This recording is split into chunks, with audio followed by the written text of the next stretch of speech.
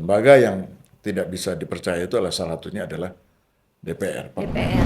Saya kira rakyat masih bertanya ya, belum begitu yakin apakah Pak Prabowo ini mampu untuk membongkar kasus-kasus pelanggaran hukum itu. Siapa yang sangka Bung Karno itu bisa jatuh? Siapa yang menyangka Pak Harto yang begitu kuat juga bisa jatuh? Bahkan tidak sampai setahun. Andai kata Gibran bukan anaknya Pak Jokowi, bisa nggak dia bisa masuk dalam pusat kekuasaan?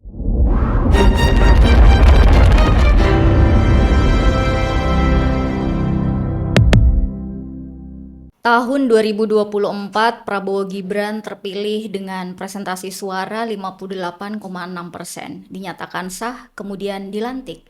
Hampir 1 tahun berjalan, keduanya menjalankan kepemimpinannya. Tetapi begitu banyak dinamika yang terjadi hari ini yang kemudian itu dilihat cukup mempengaruhi stabilitas berbangsa dan bernegara kita.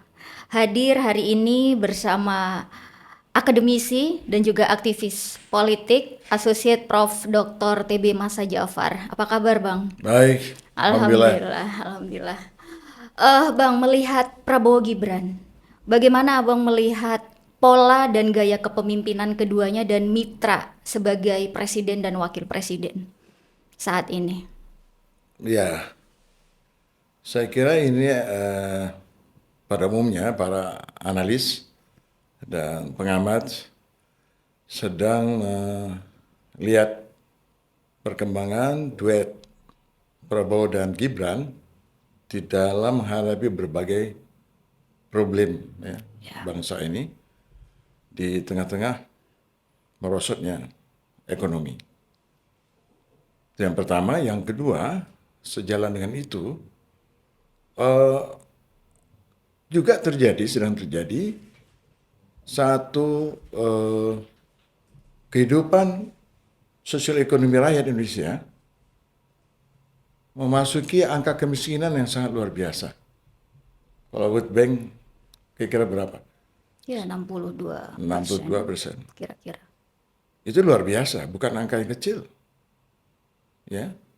Kemudian yang ketiga kita lihat sisi lain, bagaimana peran politik representatif, perwakilan politik, terutama di lembaga DPR, di dalam juga menjawab persoalan dihadapi oleh bangsa ini. Seakan-akan DPR tidak pernah resah, tidak pernah gelisah dengan fenomena yang terjadi, terutama dari kemerosotan ekonomi. Belum lagi ditambah dengan beban hutang yang sangat serius itu. Nah, dari beberapa hal itu, kita tentu akan menyoroti bagaimana nih pemerintah Prabowo Gibran di dalam menyelesaikan sejumlah masalah-masalah yang sangat pelik sekali. Ya, tapi terlihat presiden ini cukup optimis gitu kan melihat bahwa hari ini Indonesia angka kemiskinannya turun. Dan beberapa kali ketika disampaikan kritik persoalan Indonesia gelap dan banyak hal, presiden selalu menolak fakta itu dan seolah-olah presiden ini yakin bahwa Indonesia ini on the track mengarah pada pembangunan yang maju Oh gitu, iya, Bang. kalau sebagai pemerintah kan seorang presiden kan harus berkata demikian, itu untuk meyakinkan publik. Ya. Tapi faktanya, ya, realitas yang kita hadapi itu kan sungguh terasa ya. Bagaimana daya beli rakyat yang semakin lemah dan yang sangat fantastis adalah angka pengangguran yang terus meningkat. Ya. Ya, jadi kalau kita lihat parameter itu, sekali lagi, apa dan bagaimana pemerintah Prabowo dan Gibran ini menjawab semua persoalan itu. Apakah keduanya dalam proses hampir 1 tahun ini memimpin, Abang melihat sudah ada usaha-usaha untuk menjawab persoalan itu, kemiskinan, pengangguran, dan lain sebagainya melalui pola-pola kebijakan yang dilakukan? Ya sudah ada, tetapi saya kira kalau hanya misalkan bagaimana menjawab gizi bagi sebagian ya rakyat miskin, anak-anak yang stunting, ya saya kira tidak hanya itu. Yang lebih penting adalah bagaimana segera pemerintah mampu membuka lapangan kerja, menyerap tenaga kerja, karena dengan demikian akan terjadi peningkatan pendapatan dan itu ada korelasi dengan daya beli. Ya. Nah, kemudian juga beban hutang dan yang tak kalah peliknya adalah bagaimana soal pemberantasan korupsi. Nah, itu. Bagaimana Abang melihat itu? Nah, jadi beberapa indikator itu tentu orang akan melihat ya. Kalau saya pribadi melihat belum. Belum. Walaupun sudah ada langkah-langkah, tapi kalau hanya mengandalkan langkah-langkah demikian, saya kira sangat sulit ya untuk meyakinkan publik, meyakinkan rakyat bahwa akan ada satu kondisi ya yang lebih baik. Ini sudah 1 tahun dan juga orang mempertanyakan ya mengenai kinerja kabinet apa yang dilakukan. Banyak sekali menteri-menteri yang selalu dipertanyakan. Bahkan kalau kita lihat dari rencana anggaran pembangunan, ya ada berapa kementerian itu meminta tambahan anggaran itu. Ya. Apa reasoningnya? Gitu. Nah itu kan tidak muncul dalam suatu diskusi publik. Seperti misalnya Polri meminta tambahan dana berapa tuh? Sekitar kalau nggak salah 67 triliun. Juga beberapa kementerian lainnya. Tanpa satu reasoning. Ya, apa dasarnya untuk meminta tambahan? Padahal kalau kita lihat ya dari segi penegakan hukum masih jauh. Ya, terus bagaimana Polri menjalankan tugasnya banyak publik itu kecewa. Nah, jadi satu sisi ada satu krisis di lain pihak ya krisis itu tidak dijawab dengan usaha-usaha untuk memperbaiki kinerja pemerintahan gitu. Ya, ya. Dan kalau kita melihat dari trias politika nih Bang, DPR ini kan seharusnya sebagai pengawas, sebagai controlling. Abang bagaimana melihat fenomena DPR saat ini yang rasa-rasanya tidak punya peran itu? Ada apa sebenarnya Bang? Ya, itu yang saya katakan. Jadi perwakilan politik melalui parlemen atau DPR itu kan terus dipertanyakan. Apakah benar bahwa DPR itu membawa ya, atau memikul tanggung jawab mewakili rakyat? Pertanyaan rakyat yang mana? Begitu banyak perusahaan-perusahaan yang muncul, ya. Seperti yang pernah juga sering saya katakan. Sekarang ini kan rakyat diajak menanggung beban hutang. Ya, Pertanyaannya, ketika kebijakan hutang itu diambil, keputusan hutang itu diambil oleh pemerintah, apakah ada perdebatan di DPR? Apakah wakil rakyat ya mengajukan pertanyaan-pertanyaan kritis ya, untuk meminta apa reasoningnya? Ya, apa reasoningnya harus hutang yang begitu besar? Nah, sekarang kita lihat ketika ekonomi krisis, rakyat dibawa untuk menanggung beban hutang itu dengan menaikkan pajak dan seterusnya.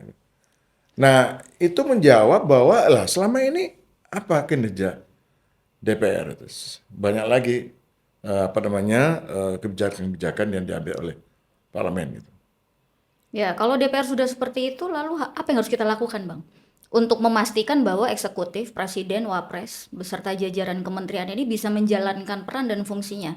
Karena DPR sudah rasa-rasanya nggak berfungsi sebagai wakil rakyat gitu. Ya, saya kira hampir setiap apa yang kita lihat celotehan-celotehan aspirasi yang berkembang, jadi ada semacam krisis kepercayaan terhadap lembaga-lembaga politik formal ini sebenarnya sudah lama. Ya tidak hanya dalam 5 tahun ini, dalam 10 tahun. Ya, salah satu survei nanti bisa dilihat lembaga yang tidak bisa dipercaya itu salah satunya adalah DPR, parlemen. DPR. Ya. Ya. Nah, itu menandakan bahwa memang ini satu krisis politik yang sangat serius.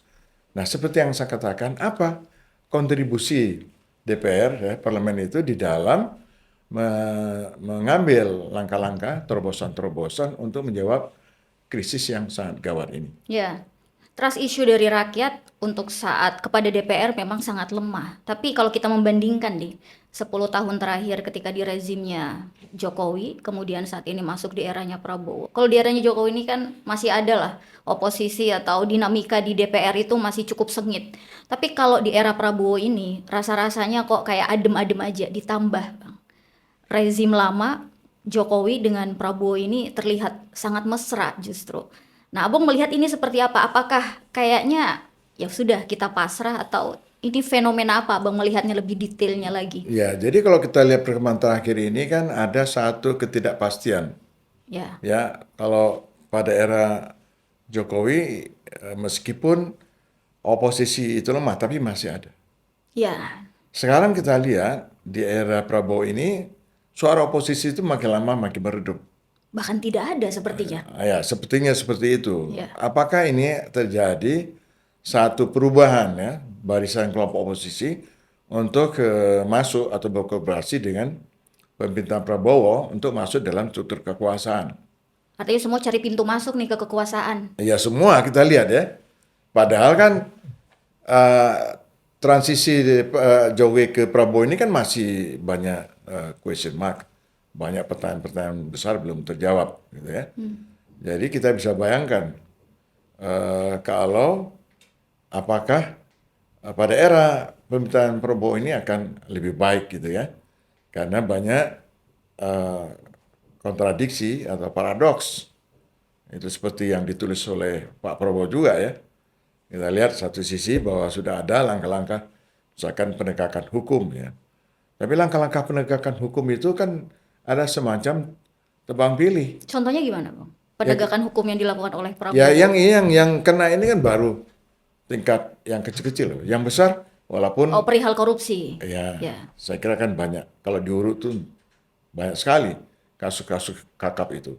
Riza Khalid kelas kakap, Bang. Ya, itu kan orang juga masih mempertanyakan, apakah kasus Pertamina itu bisa dibongkar? Itu masalahnya. Atau ini hanya sekedar lip service saja, hanya untuk menenangkan, tapi apakah pemerintahan Prabowo itu cukup kuat untuk masuk ke akarnya, untuk membongkar kasus korupsi itu? Saya kira rakyat masih bertanya ya, belum begitu yakin apakah Pak Prabowo ini mampu untuk membongkar kasus-kasus pelanggaran hukum itu. Abang ragu. Walaupun kita lihat memang sudah ada. Tapi kan kalau kita lihat tuh banyak sekali. Optimis nggak kalau Prabowo ini mampu? Saya Atau masih ragu-ragu? saya masih melihat ya what and see ya. Jadi saya belum bisa mengambil suatu kesimpulan karena saya anggap terlalu dini karena baru setahun ya.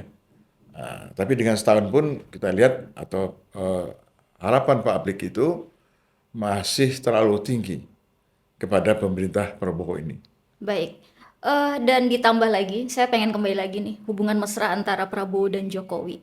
Apakah Bang melihat ini justru memberi ruang dan peluang untuk intervensi rezim lama terhadap rezim Ya, baru, melanjutkan hal-hal ya yang, itu yang juga selalu dipertanyakan. ya, Jadi sebagian rakyat itu menaruh tanda tanya, apakah matahari kembar ini sudah semakin menguat atau matahari kembar ini akan berakhir.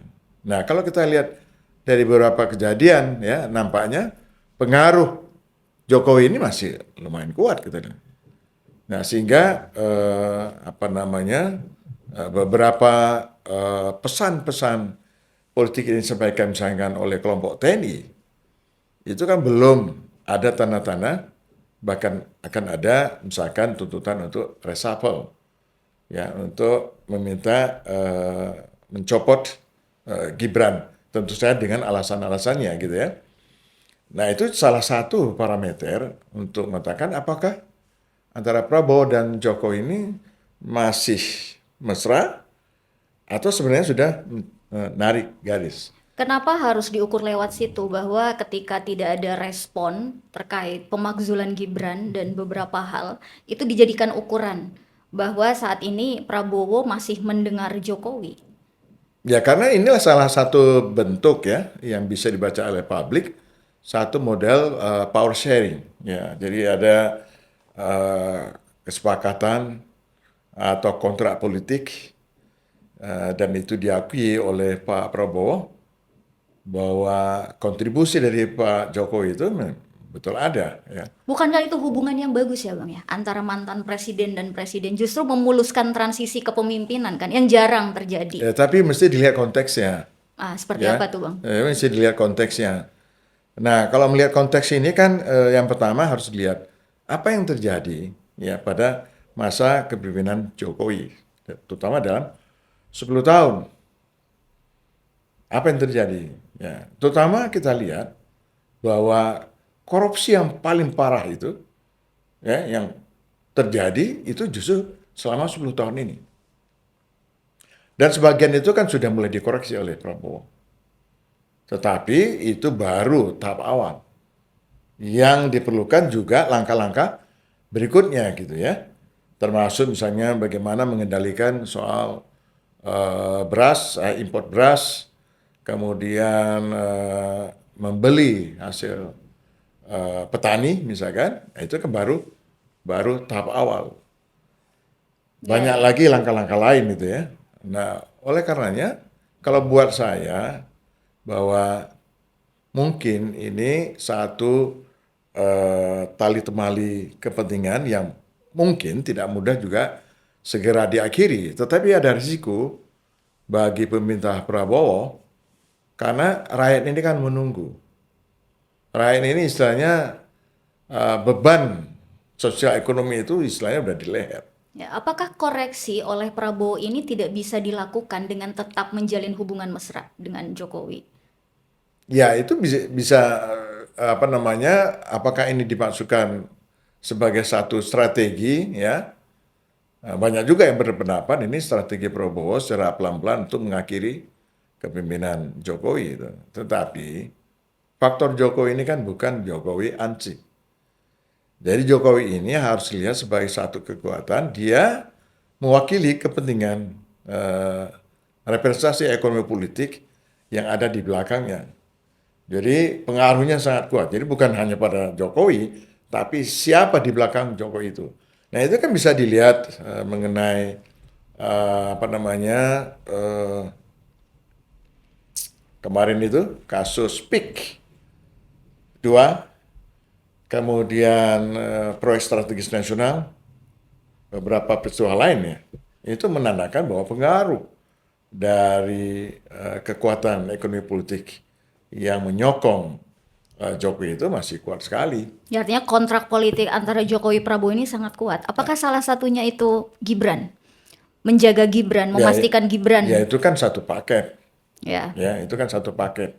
Jadi kontrak politiknya itu ya itu kan satu paket, di samping bagaimana mengamankan para penyokong kekuatan ekonomi di belakang Prabowo ini, juga garantinya itu adalah pada Gibran, karena Gibran itu sebagai bentuk ya tawar-menawar, ini adalah sebagai jaminan bagi kepentingan ekonomi politik di belakang Jokowi. Artinya forum purnawirawan yang menyuarakan untuk pemakzulan Gibran ini gerakan yang sia-sia dong. Kalau kontrak politik ini begitu kuat. Bukan gerakan yang sia-sia, artinya pengaruhnya itu masih belum mampu untuk menekan ya pada pemerintah Prabowo atau pada suara terhadap pemakzulan Gibran. Saya kira tidak cukup signifikan karena ini belum menjadi apa yang dinamakan dengan keresahan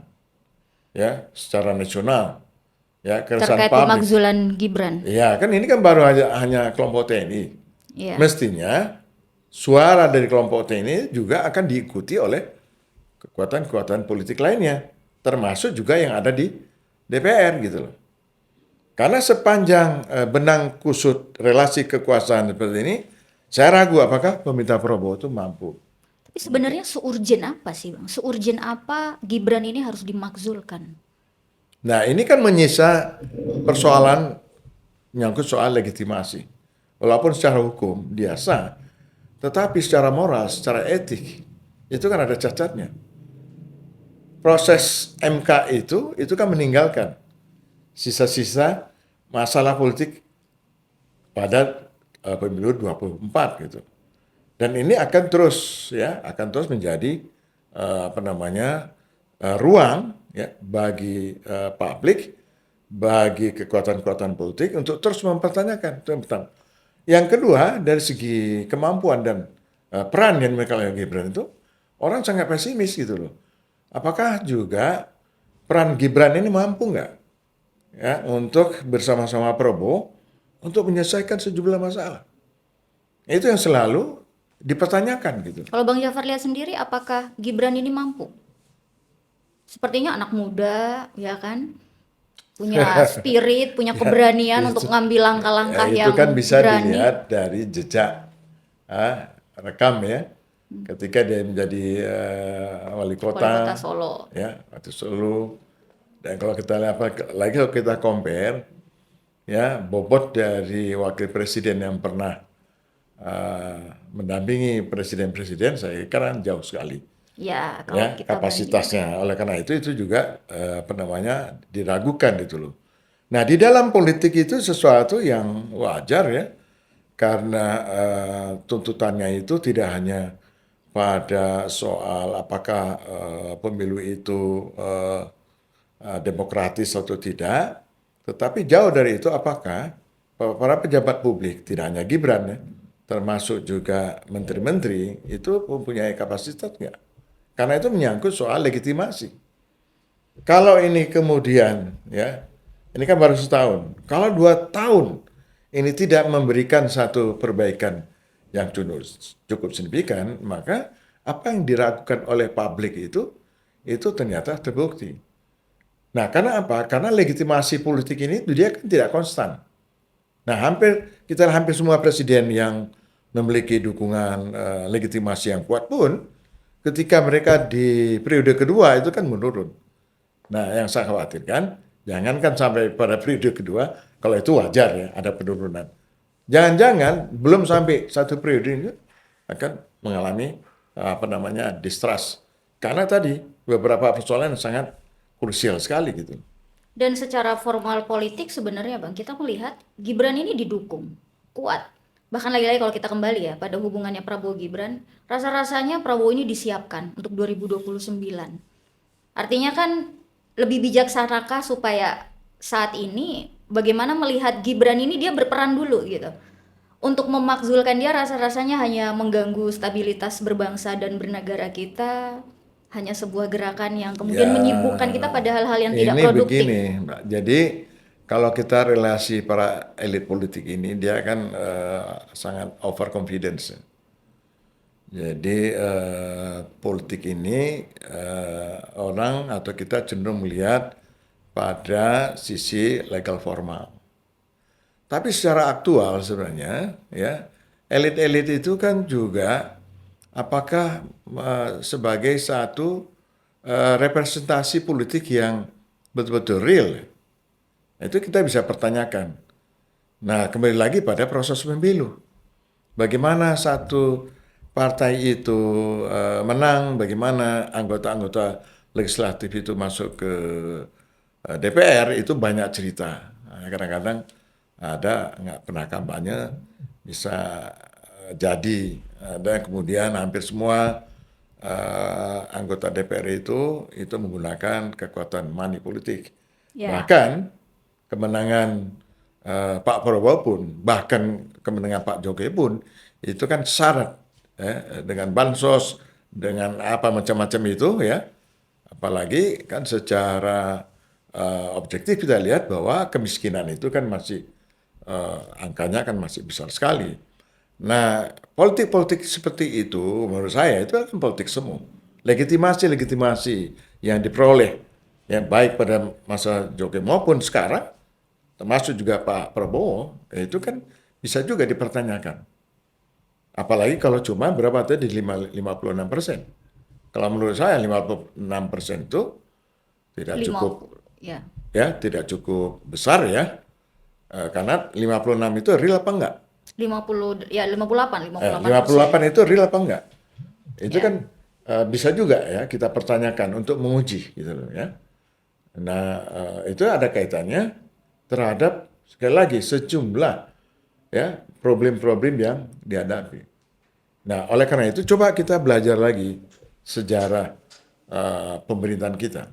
Apa yang terjadi pada Bung Karno, juga pada Pak Harto, itu perubahan-perubahan itu kan tidak diduga ya, bahwa perubahan politik itu bisa juga terjadi seketika. Siapa yang sangka Bung Karno itu bisa jatuh? Siapa yang menyangka Pak Harto yang begitu kuat juga bisa jatuh? Bahkan tidak sampai setahun.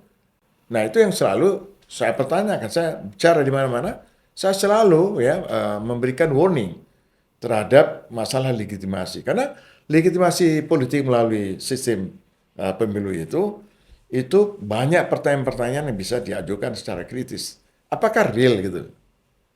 Nah, dengan kasus yang saya sebutkan itu ya, sesungguhnya pemilu itu tidak sepenuhnya menggambarkan bahwa legitimasi itu betul-betul legitimasi yang faktual gitu. Karena apa? Karena setelah itu kita tidak punya ukuran untuk menilai apakah hubungan keterwakilan politik dengan yang mewakili itu real apa enggak. Karena setelah pemilu selesai kan, tidak berlanjut. Bagaimana kita lihat antara wakil rakyat dengan wakilnya itu, saya kira udah selesai sampai pemilu saja. Artinya one man one vote dalam pilpres, dalam pemilihan umum itu tidak bisa kita sebut sebagai bentuk kedaulatan rakyat untuk menentukan. Ya kalau dikatakan sebagai bentuk kedaulatan rakyat itu juga bisa diuji. Gimana cara mengujinya? Seperti yang saya katakan, apakah aspirasi rakyat itu betul-betul diadop ya di dalam lembaga perwakilan kedaulatan? Itu pertanyaannya. Kalau aspirasi rakyat diadopsi di dalam sistem kedaulatan rakyat, maka problem-problem yang sangat luar biasa yang terjadi sekarang ini itu tidak terjadi. Dan katanya apa? Bahwa keputusan-keputusan dia ambil ya dalam banyak hal itu kan hanya terbatas pada segelintir orang, para elit politik. Atau dalam bahasa lain ya, yang sering juga kita dengar, bahwa pengambilan keputusan politik itu ditentukan oleh kekuatan oligarkis. Artinya apa? Artinya politik itu hanya dikendalikan oleh segelintir orang gitu. Jadi itu tidak mencerminkan kedaulatan rakyat. Nah, kalau kita lihat ekses akibat dari kebijakan-kebijakan yang sangat direktosif itu mengkonfirmasi. Ya, misalkan seperti yang saya contoh tadi, hutang yang melampaui, ya akal sehat itu dulu siapa yang mengambil keputusan? Apakah itu betul mencerminkan kepentingan rakyat? Bukankah dari presiden ke presiden itu Indonesia tuh selalu berhutang ya? Betul. Tetapi kalau kita bandingkan dengan hutang pada pemerintahan yang lalu kan jauh sekali. Itu dilihat dari kemudian dilihat dari hasilnya. Apa coba hasil dari hutang itu? Toh pada akhirnya beban itu kembali lagi ya, yang menanggung itu adalah rakyat. Dengan apa? Dengan pajak yang terus naik gitu. Ya kalau kita perbandingkan dengan pendapatannya sangat tidak imbang gitu. Jadi beban rakyat itu luar biasa. Ya. Nah itu real ya, itu bisa kita lihat dengan kehidupan sehari-hari gitu. Baik. Anggap saja gini Bang, saat ini kita melihat secara formal politiknya ini berbagai macam hal ini tidak berjalan lah. Semuanya rasa-rasanya menyatu sebagai penguasa. Tapi di sisi lain juga masyarakat rasa-rasanya juga tidak punya kemampuan untuk melakukan satu perubahan. Kembali lagi saya tanya Bang, apakah kehadirannya Gibran itu justru bisa kita lihat sebagai harapan? Daripada kita ingin memakzulkan, justru dorong dia menjadi sebuah harapan bagi negara ini. Anak muda, ya mungkin kalau kita bandingkan dengan wakil-wakil presiden sebelumnya, Pak Budiono, Pak Yusuf Kala, apalagi mereka punya ciri khasnya sendiri. Nah, Gibran ini kan sebagai anak muda, representasi anak muda, representasi keberanian anak muda. Bahkan dalam konsep youth government, ini adalah secercah Itu cahaya. sudah banyak yang kritik. Andai kata Gibran bukan anaknya Pak Jokowi, bisa nggak dia bisa masuk dalam pusat kekuasaan? Itu pertanyaannya. Nah sehingga ini banyak anak-anak muda protes juga. Tapi bukannya proses politik selalu memberikan jalan pada orang-orang yang Ya memang betul ada proses politik, tetapi Oke. kan ada juga ukuran-ukuran meritokrasi. ada ukuran-ukuran kewajaran seseorang itu masuk ke dalam posisi puncak. Ya, kalau kita bicara politik itu kan dia berangkat dari bawah. Dia punya jejak rekam yang panjang. Apalagi untuk sebuah posisi yang sangat prestis, posisi yang sangat strategis. Wakil presiden, bayangkan itu. Saya kenapa mengajak untuk compare dengan wakil-wakil presiden sebelumnya, itu untuk menggambarkan bahwa seorang kepemimpinan politik itu dia sudah diuji di dalam sejarah perjalanannya. Tidak ada yang kemudian loncat indah. Dan itu sangat berisiko, sangat berbahaya. Ya, kepemimpinan politik itu karena dia membawa beban yang tidak mudah gitu ya. Jadi kalau presiden wakil presiden itu ya tidak atau diragukan kemampuannya, ya maka akibatnya kita bisa lihat gitu. Dan sekarang sudah kelihatan kok akibat-akibat apa yang terjadi 10 tahun yang lalu. Ya. Mau bicara apa? Banyak sekali. Saya kira juga publik juga tahu itu. Saya nggak perlu kita uraikan itu. Hasil dari 10 tahun ini apa coba? Terjadi pelemahan dari semua lini. Nggak usah jauh-jauh lah. Berapa tenaga kerja yang bisa diserap? Berapa pendapatan per kapita? Berapa katanya pertumbuhan ekonomi termasuk. Tetapi kenyataannya bahwa ekonomi itu semakin terpusat pada segelintir orang. Kesenjangan pusat dan daerah. Kesenjangan antar kelompok. Oh, banyak sekali. Kemudian penguasaan sumber-sumber daya alam. Itu terkonfirmasi semua. Inilah kebijakan yang lahir 10 tahun yang lalu. Nah, kenapa orang mengkritik tentang hubungan Prabowo itu? Karena ini ada problem. Ya, kerusakan ini yang terjadi 10 tahun lalu. Apakah ini mau diteruskan? Kemudian tetap bahwa kebijakan Pak Jokowi itu adalah benar semua gitu. Dan orang tidak protes itu. Yang dikritik ya oleh publik itu adalah akibat kepemimpinan 10 tahun yang lalu. Nah, dari sini kita akan melihat apakah di bawah kepemimpinan Prabowo dan Gibran menjadikan sesuatu enggak? Itu pertanyaannya gitu. Berarti Abang menginginkan Prabowo dan Jokowi ini jangan terlalu mesra gitu. Loh, ini bukan soal Bagaimana? keinginan pribadi. Oh, Ini iya. satu realitas. Orang ini soal trust. Ya, publik itu tidak percaya ya Dari kepada mana duit ini. mengukur ketidakpercayaan publik itu, Bang? Gimana? Mengukur ketidakpercayaan publik yang dimaksud Abang itu maksudnya seperti apa? Ya kita lihat kan protes itu berhenti nggak? Setelah dinyatakan bahwa sah di MK, kan tidak berhenti. Tetap itu menjadi persoalan. Karena apa? Karena masalah politik itu tidak hanya dilihat pada aspek legal formal. Iya betul. Dia sudah disahkan ya oleh MK, sudah disahkan oleh KPU. Tapi kan menyimpan cacat secara moral dan etik. Dan yang paling tinggi di atas legitimasi itu adalah persoalan etika. Siapapun ya presidennya itu pasti terus akan menjadi apa istilahnya isu politik gitu. Tapi endingnya ini akan seperti apa, Bang? Apakah secara realistisnya itu akan sampai pada titik Gibran itu berhasil dimakzulkan? Ya endingnya seperti apa kan saya belum bisa membuat ramalan gitu kan saya bukan dukun ya. Tetapi krisis politik itu terus berjalan. Endingnya seperti apa itu kan juga ada kaitannya dengan satu momentum politik. Nanti dia ketemunya di mana, baru kita lihat. Karena krisis legitimasi ini kan seperti bara dalam skam ya. Dia memang api yang nggak kelihatan, tapi dia menggerogoti. Ya, rakyat menjadi apatis, saya tidak peduli, ya kan? Rakyat kecewa, itu kan susah diukur kalau bicara ukuran. Tetapi hampir kita lihat kejatuhan rejim-rejim yang tidak berpihak kepada kepentingan rakyat, itu kan selalu ya berakhir dengan tragis dan itu terjadi secara spontan.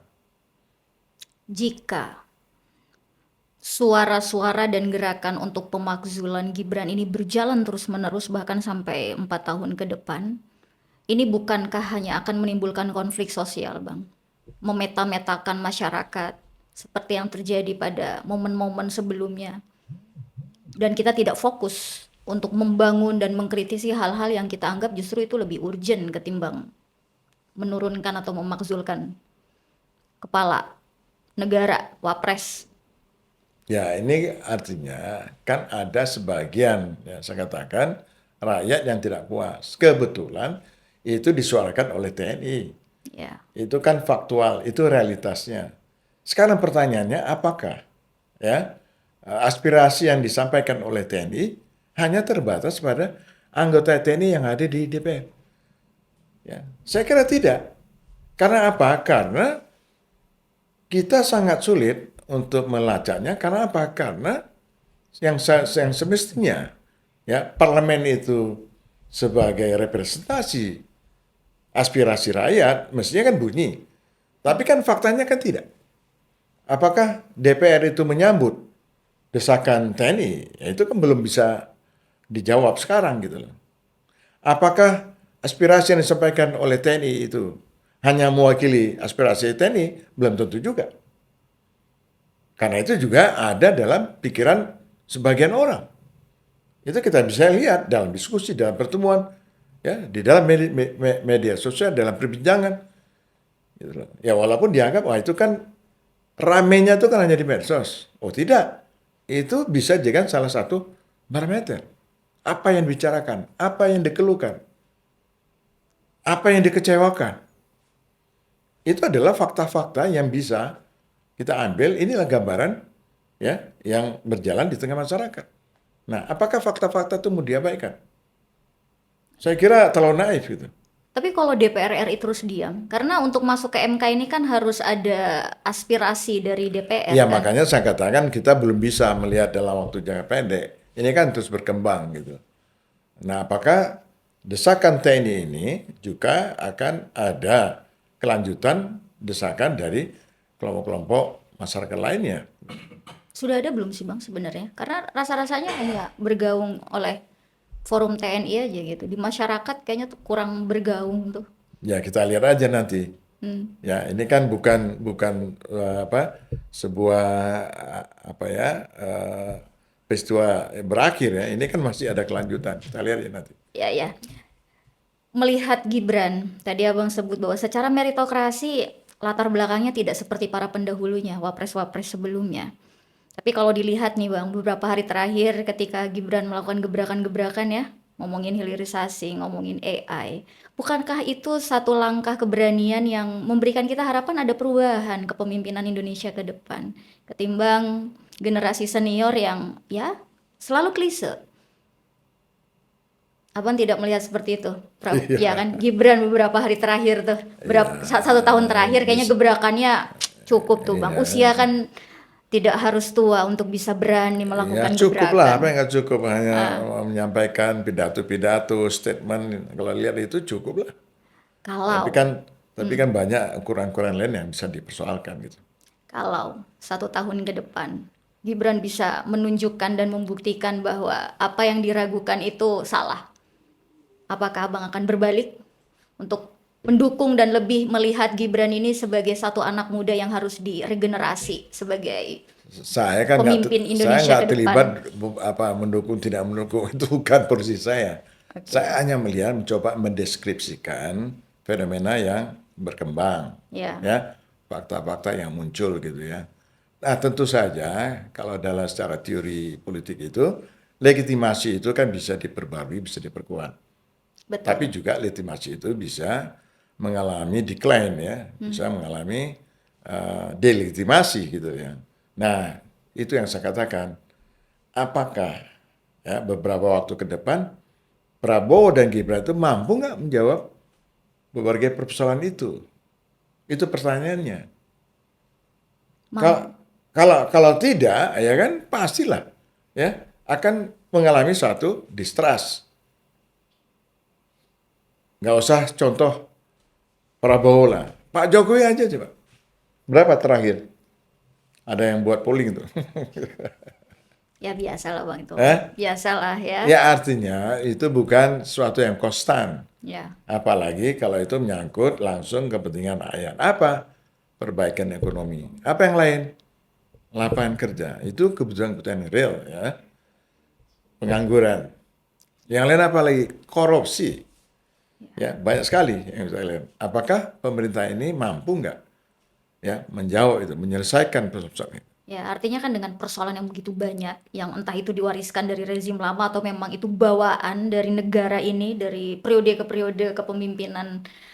Artinya bahwa gerakan-gerakan oleh Purnawirawan, kemudian juga tentang ijazah palsunya Bapak Jokowi, ini kan hanya mengganggu sebenarnya, Bang. Mengganggu untuk kita fokus memberantas korupsi, menurunkan angka kemiskinan, menjawab kebutuhan lapangan kerja, itu kan justru mengganggu gitu, tidak produktif untuk membangun negara ini. Ya, bukan soal fokus atau tidak fokus. Ini ada masalah yang mereka tidak percaya. Soal politik soal apa? Trust, soal politik soal persepsi. Jadi juga soal keyakinan. Jadi kalau ada sekelompok orang nggak yakin, nggak percaya, kan susah juga kita untuk mengatakan, diam, ini mau fokus, diam, nggak bisa. Karena mereka kan juga punya reasoning untuk mempertanyakan sesuatu itu. Nah ini yang kita lihat, apakah jumlah orang-orang yang selalu mempertanyakan, yang selalu mengkritisi ini, apakah semakin mengecil, ya, kemudian tadi seperti yang katakan ini akan dapat dukungan atau malah kebalikannya, Ya. ya. Nah, kita akan lihat nanti, ini kan baru 1 tahun. Artinya kita bisa melihat ini sebuah proses transisi juga. Ya Dinamika dong, yang terjadi ya, saat ini. ya. Tapi kalau dalam 1 tahun ini tidak menunjukkan pada ukuran-ukuran yang apa namanya, yang meyakinkan, agak susah karena waktu 5 tahun itu singkat sekali. Ya. Kalau sekarang 1 tahun berarti ya paling waktu yang dimiliki itu 3 tahun. Kalau setahun kan udah sibuk pemilu. Iya, Jadi dalam waktu 3 tahun ke depan, apakah ada ya perubahan-perubahan yang sangat mendasar? baik. Atau ada perubahan tetapi tidak cukup signifikan ya dengan berbagai persoalan Ya. yang dihadapi oleh rakyat Indonesia. Artinya bahwa hal-hal yang terjadi ijazah palsu, pemakzulan dan kritik-kritik yang lainnya ini ibaratnya lagi dibenturkan aja nih. Kira-kira Presiden dan Wapres bisa nggak menghadapi dinamika ini dengan tetap menjaga hubungan yang mesra dengan rezim sebelumnya? Kalau memang bisa, dianggapnya berhasil, Bang. Apa yang dijaga? Ini isu ijazah palsu hampir 2 tahun tidak selesai. Tapi Jadi mencuatnya justru setelah 2 selesai. tahun ya kita lihat. Iya. Setahun ini yang sangat intensif. Kita lihat ini sangat berbahaya. Masa persoalan ijazah itu nggak selesai. Artinya itu juga terkait dengan kinerja pemerintah Prabowo. Apakah Bagaimana itu, Bang? apakah pemerintah Prabowo ini menganggap tidak ada masalah? Atau ini masalah, tetapi apakah ada usaha-usaha untuk mengakhiri soal ijazah ini? Atau jangan-jangan hanya sebuah usaha untuk mendegradasi atau melemahkan legitimasi dari seorang Jokowi? Hanya itu Ya aja. bisa aja, tapi kan dalam waktu yang sama orang juga bisa mengatakan bahwa ini adalah satu pembelaan. Ya, walaupun tidak ada akhir, tapi juga ada tidak Pembelaan oleh? ya oleh Prabowo, ya artinya ya sudah nggak usah diapa-apakan, yang penting ya berjalannya seperti itu. Atau sebagian orang menangkap kok Pak Prabowo ini kok sepertinya membenarkan atau membiarkan gitu kan. Jadi persepsi itu bisa macam-macam. Oke. Tapi sekali lagi saya katakan, ya kalau krisis ini ya berbagai problematik, ya, kalau ini tidak ada jalan keluarnya, di mana sebenarnya awal pemerintah Prabowo ekspektasi publik itu begitu tinggi, tapi lama-lama itu kan bisa menurun. Pak Prabowo dengan Pak Jokowi sama aja gitu. Itu ekstrimnya ya. Kan bisa juga. Kalau di dalam perjalanan ini sampai 2 tahun ya tidak ada perubahan yang sangat signifikan, kan orang bisa juga bilang, sama aja. Ini kan cuma sandiwara politik aja. Hanya Termasuk ending dari ijazah ini. oh iya, sampai kapan? Sampai kapan? Ini kan sudah masuk ke penyelidikan ya. Iya kan tetap nanti ada pendidikan, ada apa namanya pengadilan gitu ya. Oke. Bayangkan itu hanya untuk kasus ijazah palsu itu memakan waktu yang begitu panjang bertele-tele. Artinya apa? Bahwa ini tidak murni ya kasus hukum, tetapi di sini ada persoalan politik. Dan bukankah yang menyuarakan atau yang melaporkan ijazah palsu ini juga punya tendensi politik? Bukan hanya murni nih untuk membuktikan bahwa ijazah mantan presiden kita palsu, tapi juga ada tendensi politik. Kalau tendensi politik itu kan pastilah setiap satu tindakan politik dia punya Ya, punya motif, punya tendensi, punya apa lah. Sekarang masalahnya apakah yang diangkat sebagai isu politik ini faktual apa enggak? Itu saja. Gitu ya. Di dalam apa namanya struggle politik itu kan biasa. berarti ini drama politik dong, Bang. Drama politik ya. Ya kan ijazah palsu ini drama politik aja Ya berarti ini. tergantung Ya. siapa yang mengatakan. Untuk sebagian mengatakan drama politik. Tapi untuk sebagian orang ya mengatakan ini masalah serius, ini masalah etika, Ya, ya. Nah, sehingga ini terus digugat gitu. betul. Yang Nah, apa dampaknya? Kita lihat. padahal kan sebenarnya sederhana aja ya. Kalau UGM bilang itu asli ya asli, palsu Ya, ya tapi kan palsu. tidak semudah itu. Karena apa? Karena di sini ada pengaruh kekuasaan. Kalau secara hukum selesai. Sekarang pertanyaan, mengapa hukum itu belum bisa tegak lurus? UGM kalah dari negara. Ya, tidak hanya kasus UGM, termasuk juga kasus-kasus hukum. Kenapa? Karena apa? Karena pengaruh kekuasaan begitu kuat. Pengaruh kekuasaan itu kan tidak berdiri pada kekuasaan sendiri, tapi juga siapa yang memiliki resources, siapa yang mengontrol resources itu. Itu masalahnya gitu. Tapi bukankah itu tidak terhindarkan ya, Bang? Intervensi Oh kekuasaan itu. pasti, tetapi kita lihat apa implikasinya. Pasti tidak semua tidak terhindarkan Ya. dalam hukum politik yang apa yang sangat tua. Siapa kuat dia yang menang. Kan begitu. Tapi di dalam kehidupan bermasyarakat apakah hanya itu? Seakan-akan yang kuat itu bisa mendikte segalanya. Bisa mengambil satu langkah-langkah yang juga mengaburkan kepentingan masa depan bangsa. Kepentingan orang banyak, kepentingan lebih besar. Ya. Artinya apa? Ada di situ kan ada nilai moral. Nggak bisa hanya melihat pada realisme politik, tapi juga dari apa idealisme politik itu kan akan selalu Ya. ya menjadi suara kritis, selalu dipersoalkan. Karena yang dikhawatirkan ini, Bang, ketika ada oposisi, ada pro dan kontra, oposisi dan negara lah ya. Justru yang terkorbankan ini rakyat. Karena yang terjadi ini hanya drama. Yang terjadi tidak ada endingnya. Pada akhirnya negosiasi, pada akhirnya kompromi, tidak ada ending dan goals yang konkret. Yang korban siapa? Rakyat. Udah lapangan pekerjaan susah, kemiskinan terus meningkat. Tapi di elit ini, baik yang ada dalam pemerintahan, di luar pemerintahan, terus berdrama. Itu yang saya khawatirkan justru, Bang. Abang Ya, melihatnya gimana? ya artinya meskipun itu tidak dikatakan drama, inilah hasil dari kerjasama kolaborasi antar elit pada akhirnya rakyat yang menanggung beban. Apakah itu mau dibilang drama atau tidak? Sekarang faktualnya, sekarang ini akibat apa namanya kebijakan masa lalu, terus yang korban itu adalah rakyat. Kita lihat tadi seperti yang saya katakan, bagaimana dahsyatnya angka kemiskinan, angka apa namanya stunting, angka ketimpangan, ya itu kan adalah produk dari sebuah kolaborasi elit-elit strategis yang sebenarnya semakin jauh dari sebuah tugas komitmen kepemimpinan untuk mensejahterakan rakyatnya gitu. Ya. Baik, Bang, ini sebelum berakhir ini ya, saya pengen dengar closing statement lah dari Abang dari keseluruhan perbincangan kita hari ini. Apa harapan sebenarnya? Apa harapan dari Abang dan apa yang harus kita lakukan sebagai masyarakat di tengah politik kita yang seperti ini dan menghadapi geopolitik yang tidak pasti dengan berbagai masalah, persoalan sosial, ekonomi. Sebagai rakyat, apa yang harus kita lakukan? Ya, sebagai rakyat kan dia sederhana aja. Apakah pemerintahan yang baru ya di bawah Prabowo dan Gibran apakah menunjukkan pada langkah-langkah kebijakan yang menjawab mana penderitaan rakyat. Apakah di bawah pemerintahan Prabowo Gibran rakyat itu semakin sejahtera? Bagaimana agar kita tidak terjebak pada drama politik elit? Agar rakyat tidak terjebak pada drama elit. Kalau rakyat kan sederhana aja dia. Dia nggak banyak. Ya, Tidak banyak tuntutannya. Kebutuhan realnya itu terjawab apa enggak? Itu yang penting.